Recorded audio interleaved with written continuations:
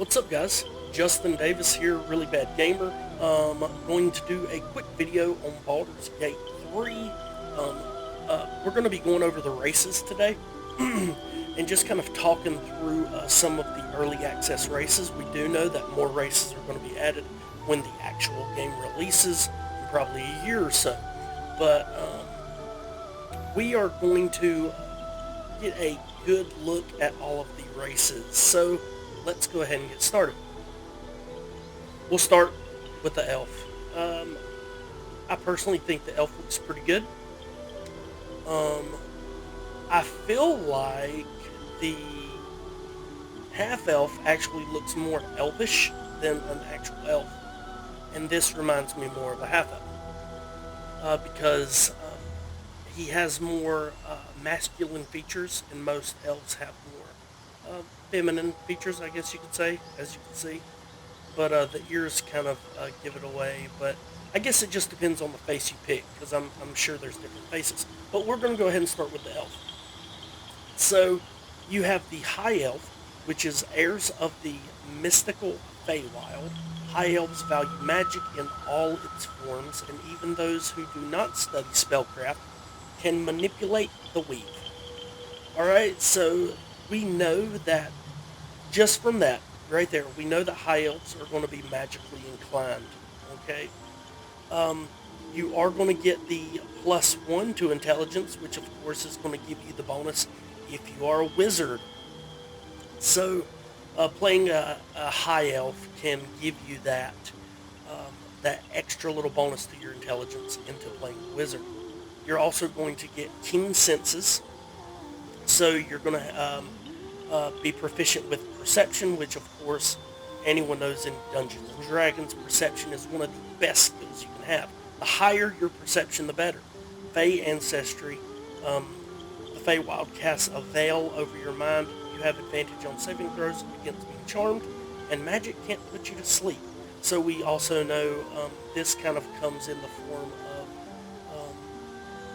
you kind of get this in regular D&D, where of course, elves don't have to sleep. They meditate for 4 hours, yada, yada, yada. You get a +2 to your dexterity. I guess that's just what they're giving elves. I'm kind of surprised that they didn't give the wood elf the dexterity. No, he does. He gets a +2. It's just his wisdom's +1. Anyways, we'll talk about wood elves here in a minute. It just surprised me. Sorry, guys. You're going to get long sword proficiency, short sword proficiency, longbow proficiency, short bow proficiency, and dark vision. So I feel like this is an all-around kind of character.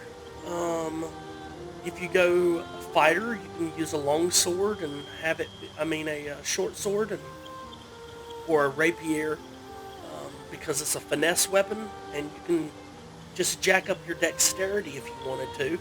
Or if you want, you can play a wizard, because you get that +1 to your intelligence.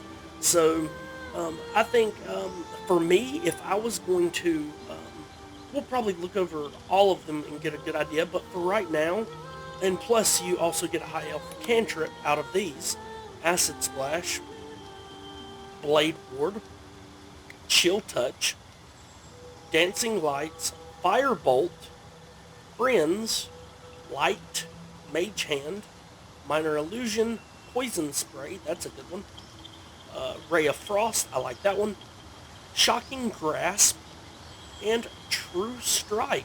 So this is just a extra cantrip you get for being a high elf. Really, if you wanted to kind of be like a, let's say, a ranger or a fighter, and go with more of a finesse style combat, you could use the short sword or the rapier or any of your finesse weapons. But if you wanted to have a little bit of magic, you could do that too. So I'm not a big fan of elves, but this build seems pretty good, and you get the proficiency with these things. You don't get it with the rapier, so I'd probably go with the short sword. But yeah, not bad. I'm pretty sure his base speed's going to be 30 as well, so not bad.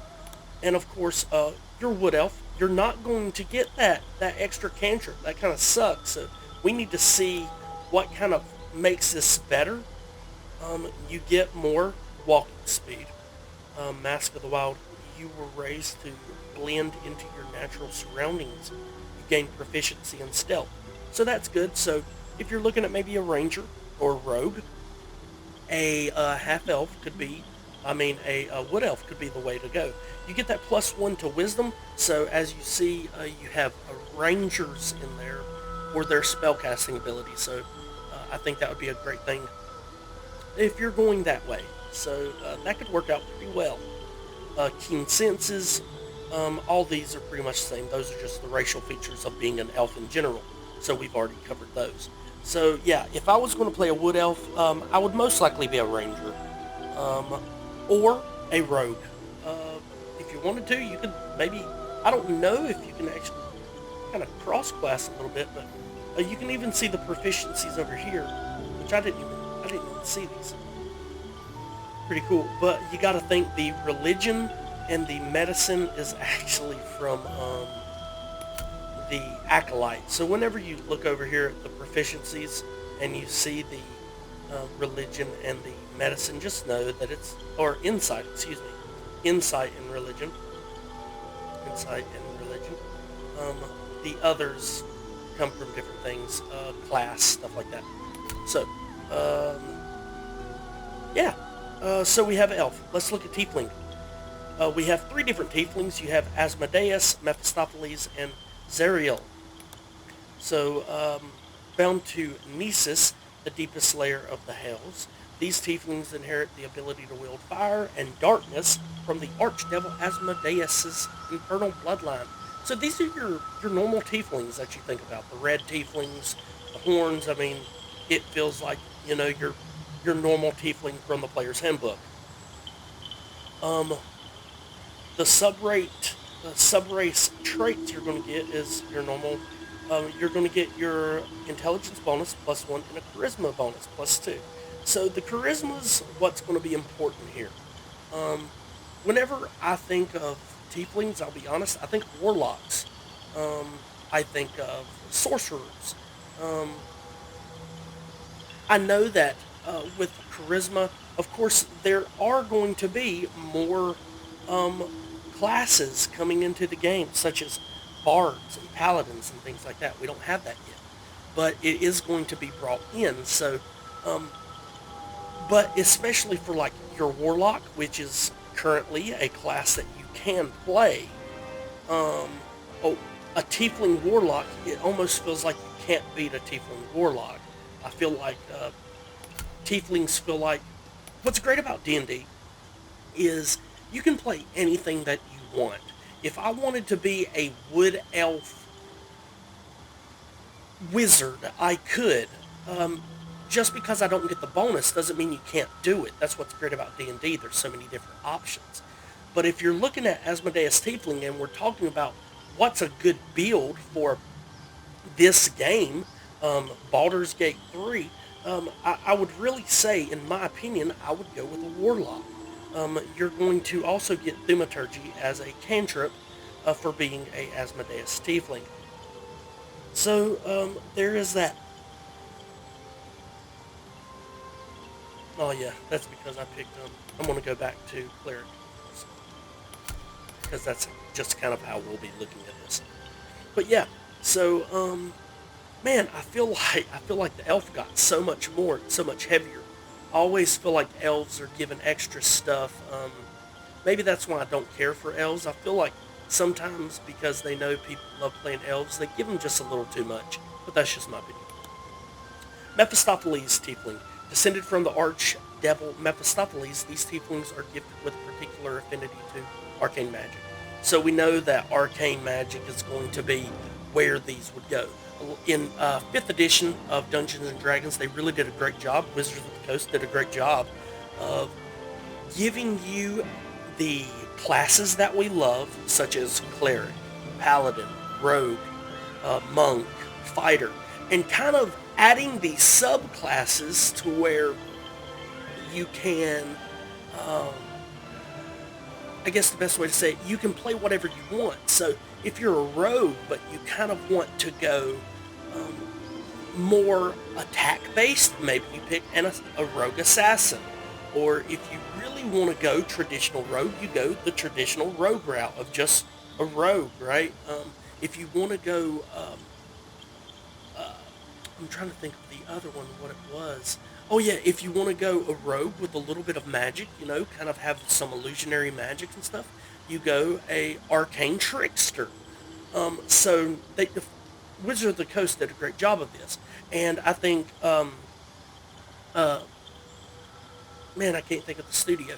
The studio that made this, Larian Studios, did a good job so far, and this is just early access. I'm sure we'll see more of this later, but I think they did a good job of adding, because you can tell this would be, yeah, you get that charisma, but you get the intelligence bonus. So if you want to play a tiefling and you want a bonus to your intelligence, well, here you go. Um, Mephistopheles tiefling, and you get the mage hand cantrip. Zariel. They're super cool. I love the way this guy looks. I don't know if you can change the color of his skin, but he is friggin' bad butt. And as you see, you're going to get a +1 to your strength. So you're going to guess that this would be more of your martial, your fighting tiefling, your fighter, something of that nature. I'm surprised they haven't added barbarian in here, but yeah. So your fighter, you're going to guess is probably where this build would lead you, but you're going to get the hellish resistance. So it protects you from flames, abyssal, or otherwise. You have resistance to fire, and you take only half damage. That's really nice. So tieflings are a great way to go, and you have dark vision, super important. So you have your tieflings there. Let's hit drow. So you have your Lothsworn drow. These are your drow that are kind of sworn to Loth. They're, the families in Menzoberranzan, and if you haven't read the Dritz Duerden books, they're great books, and I'm looking at them right now on my shelf with my beautiful Dritz Duerden pop figure with I believe it's Unwavar, something like that. But anyways, so you're going to get your base racial speed. Now, like I said, you see all these proficiencies and things. Yet again, it's another elf. Okay, the tiefling didn't get all those proficiencies. I don't get it. Anyways, so Lothsworn Drow, you're going to get your base speed. Fey ancestry, just like an elf. Your dex is going up by 2, and your charisma will go up by 1.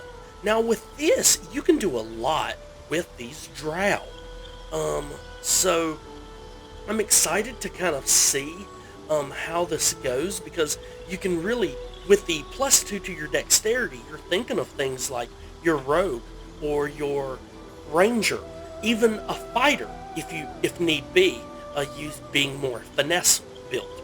But then you have that +1 to your charisma, so then you have that extra build for a warlock or a sorcerer, paladin, bard. Of course, we don't have those right now, but you can go warlock. So you have that plus, and then if you're going to be that warlock, you have a higher dexterity for a higher AC. So with your AC being higher, you're not as squishy, and you're not as much of a glass cannon just casting Eldritch Blast everywhere and hoping that it lands. So you get the rapier proficiency, which, like I said, this is another great thing about this drow, is with the rapier and the short sword proficiency, guess what? It's all based on dexterity. The hand crossbow, guess what? It's dexterity based. So you can use these, you can go finesse instead of going power, and you can have your strength as a dump stat if you needed to, right? So that's what's good about it. You can be a fighter and have your, I don't suggest it, but you can be a fighter and be more finesse based, and you can just jack your dexterity up super high. You can wear light armor and really be good to go. So you get the hand crossbow proficiency and superior darkness, so they can pretty much see in the darkness pretty much everywhere. And you get dancing lights because, of course, they are from the Underdark. So Seldarin, okay, I hope I'm pronouncing that right, but Seldarin or Seldarin drow. These drow result of the ancient schism between the elven deities Corellian, Lorethian, you'll have to forgive me, guys, and Loth. Okay, the latter's treachery, Loth, she's very evil, drove the Drow into the Underdark, where they splintered into warring factions. Seldarin Drow can be found seeking allies from over Faerun, aiming to settle their conflict with Loth and each other by any means necessary. So I feel like these are kind of the way to say, hey, not all drow are evil, which I think is pretty cool. So you have the evil drow in the Lothsworn drow. They are inherently evil, all of them pretty much, for the most part. Not all of them, but for the most part, the majority.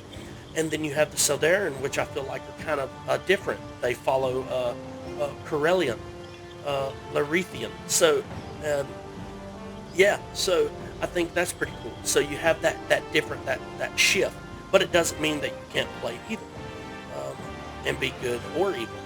Uh, so it's pretty much the same. You get the +2 dex, +1 charisma, rapier, short sword, hand crossbow, and superior darkness. So yeah, all this is pretty much the same. Actually, it's kind of weird. Basically, it's just making it to where you can either play the Lothsworn or the Sodarin. It could have repercussions as far as temples and stuff like that in the game. So I'm guessing that's what it is. They just wanted to make sure that you didn't have to play an evil drow if you didn't want to. Humans. Humans can play anything, right? So literally you're going to get a +1 bonus um, to each one of your skills. It's none of it's going to be great, but none of it's going to be bad, really. It's kind of that middle stance. The only issue is you don't really get those racial features like dark vision and things like that. So I don't know if maybe their XP goes up faster. I'm not sure, but I do know that really if you're not sure what race you want to play and you're not sure what class, this is a good one. Hold a torch when you go into dark places. That's all I got to say. Githyanki. Okay, so the Githyanki are peerless warriors from the astral plane, known for their legendary silver blades and red dragon mounts. Now, we saw this. I actually thought about this before. This is what's important about this is we saw that in the cutscene, and I was like, man, why do they have red dragons? It doesn't make sense. But then I was thinking to myself, well, these are the Githyanki, so of course they have their dragon mounts. I thought it was the protectors of the city, but it was just the Gith chasing down the mind flayers. So they hate mind flayers because they were enslaved to mind flayers, and they finally kind of broke out of that bondage, and now they're at eternal war, pretty much. Githyanki Psionics Mage Hand. I would love to see the difference in how it looks, because I'm sure that the two spells look different. I would hope, at least. So you're going to get a +1 to your intelligence, +2 to strength. These are your martial characters. If you're going fighting, light armor, medium armor, short sword, long sword, great sword. So you are a swordsman and you are meant to fight. So I would definitely say if you're wanting to play a fighter, the Githyanki is a good way to go. This one looks a little odd, but Gith are pretty cool. I enjoy Gith in regular Dungeons and Dragons. Usually I play the Gith Zerai, which maybe they'll add that as a subclass later. But yeah, so here you go. Pretty good. Dwarves. Dwarves are my favorite. I love dwarves. They are the best and the greatest ever. So I just wanted to put that out there. So we're going to start with gold dwarves. They live more near hills and things like that, outside of, just stone kingdoms embedded into mountainsides or under the ground. So, yeah, you can tell by their complexion, they're in the sun a little more. Yeah. So, with that being said, you get your dwarven resilience. That's resilience against poisons. That's kind of your it's a plus for being a dwarf. You know, basically, they're saying drink is a poison. You know, alcohol is a poison, and they can just drink it all down. Is basically what it is. That's kind of how it was in 3.5, and it hasn't shown it as much in 5th edition Dungeons and Dragons, but it's pretty much, it goes for it. Constitution's a +2. Now your Constitution is your health, so the thing about these dwarves, you're also going to get, because being a gold dwarf, you're going to get the +1 to your wisdom. This is what made me so happy.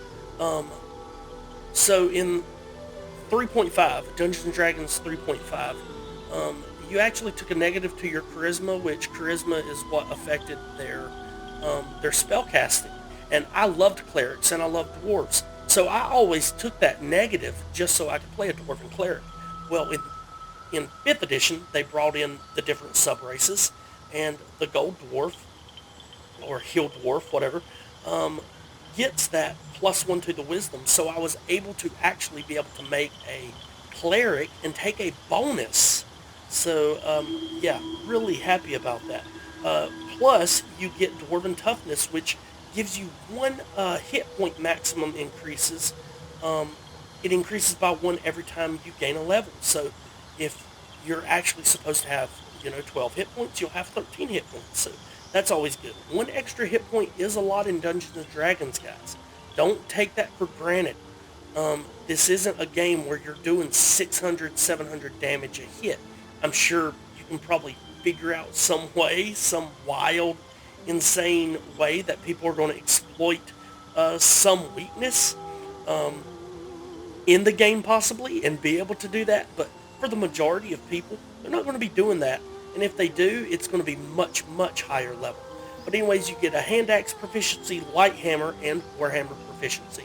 So these guys, with that +2 constitution, you're getting more health. I would go cleric and maybe go more of a battle cleric. With the wisdom, you, of course, will be able to cast as a cleric or druid or ranger. You're not really getting anything to dexterity. You can go ranger, but I just wouldn't suggest it as a dwarf. They're short. They're not meant for really hunting. They are hardy characters.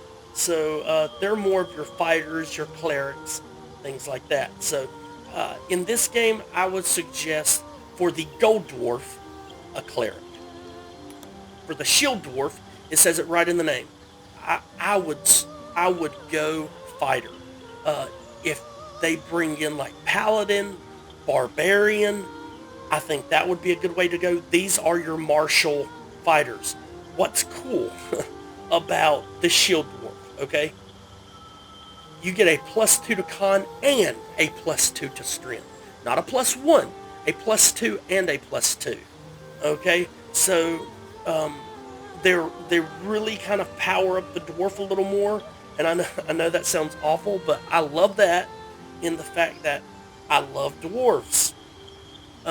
So dwarves and elves are, of course, some of the higher played characters. So it's pretty much the same thing, but you get light armor and medium armor proficiency. I haven't seen any heavy armor proficiency, so to be honest, I'm not even sure if there's heavy armor in this game, to be honest. Yet. There could be later, but I haven't seen it yet. I've seen light and I've seen medium. So maybe medium is about what it gets. You have light and medium armor, and maybe they'll add heavy armor later. But these are your fighters. If you're playing a fighter in this game, play a dwarf. No, you don't get as much of a... you got shorter legs. You're going to take that disadvantage. They don't walk as far as your average medium-sized creatures. The same with halflings. But you're going to get that +2 to your strength and constitution. These are probably the greatest fighters in this game so far, right in front of the Githyanki. So then you got half-elves.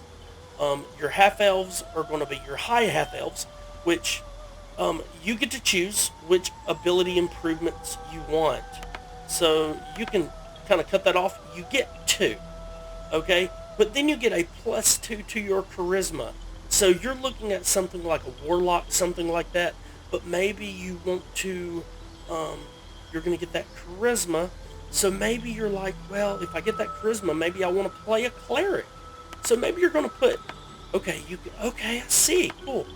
Okay, so you're going to put 1 point in one and 1 point in another. So let's say you want to be a cleric, okay?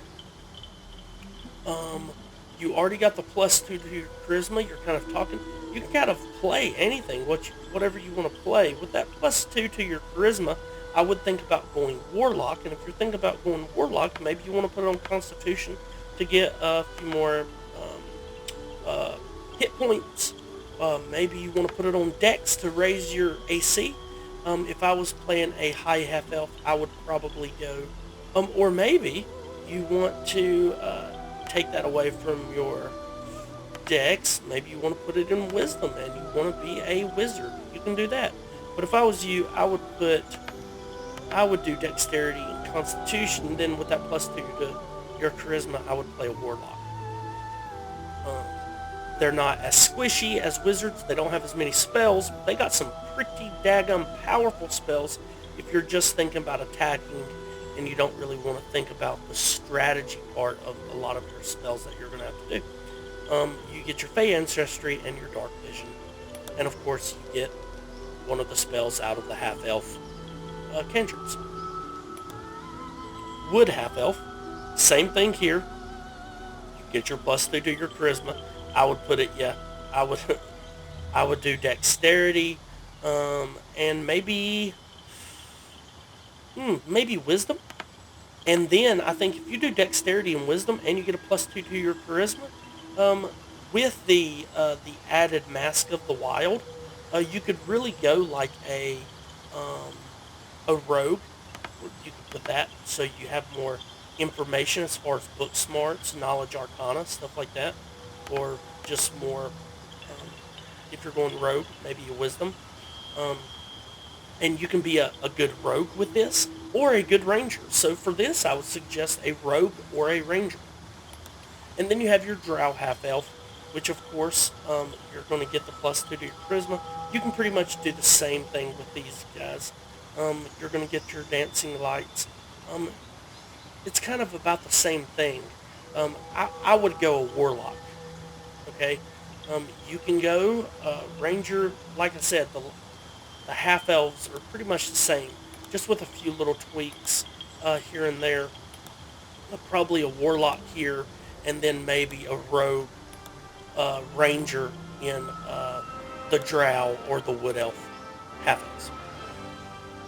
And then the last one we have is the halflings, the hobbits of D&D. You have the Lightfoot halfling, Lightfoot halfling, which of course is going to be your normal hobbit, basically. When you think of someone like Bilbo or Frodo, you're thinking of a Lightfoot halfling. That's why they call Bilbo a burglar, right? He's easily to maneuver, and he's stealthy, and he's quiet. So that's what these are. So you're thinking about when you're getting the +1 to charisma, +2 to dex. I would suggest either going ranger or rogue, because you're getting that +2 dexterity. You're also getting lucky. So when you roll a 1 for your attack rolls ability check or saving throw, you can re-roll the dice. So this is pretty cool. Now you got to think about this. It doesn't say whether it's melee or ranged.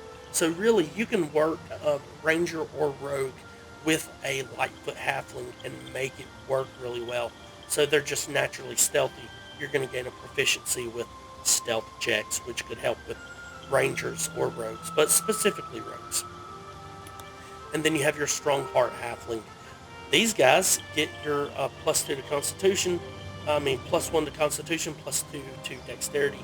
They're lucky. They have a strong heart resilience, which gives you resistance to poisons, just like the dwarves.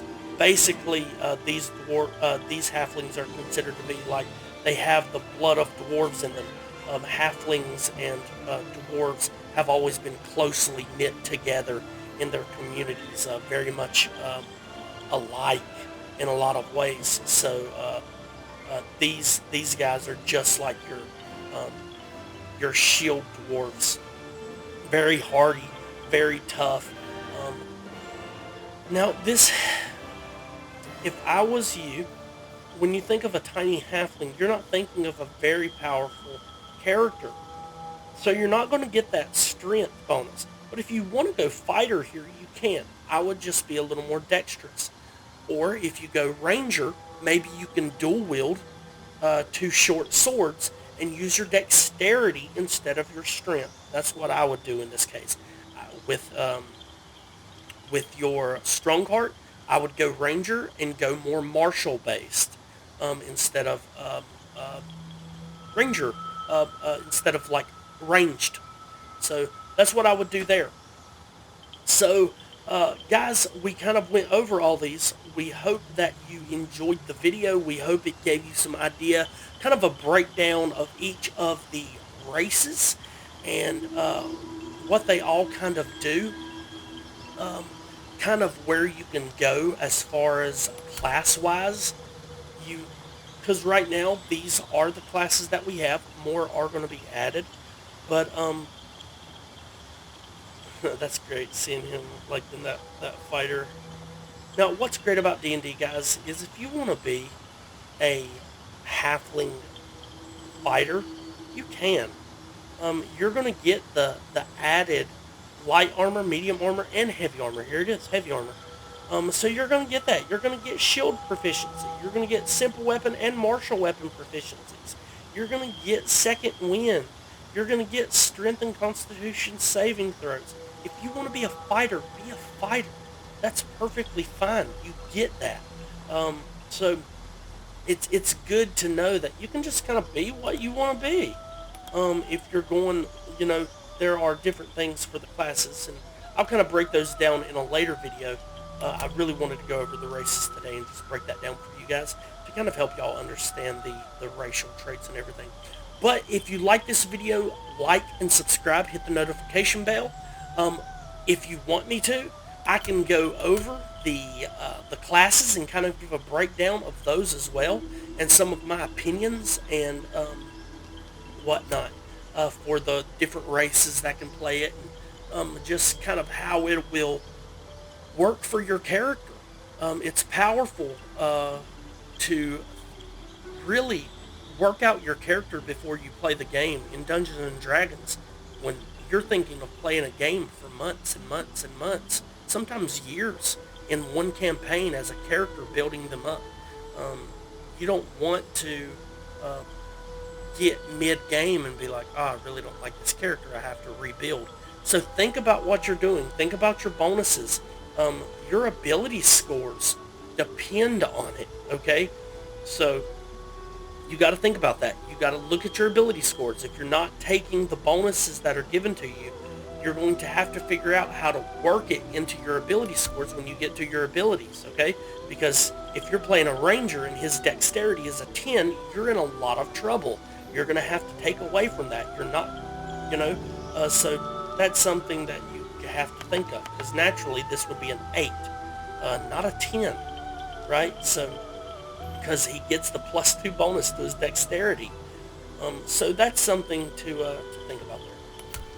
Anyways, guys, we hope you enjoyed the video. Like and subscribe, hit the notification bell, and we will put out a class video later if you guys would like that. So thank you guys so much, and to all of my fellow gamers, much love. All of my fellow bad gamers, a whole lot of love, because it's really sad. I understand. I feel for you. You're in my heart. Peace, guys.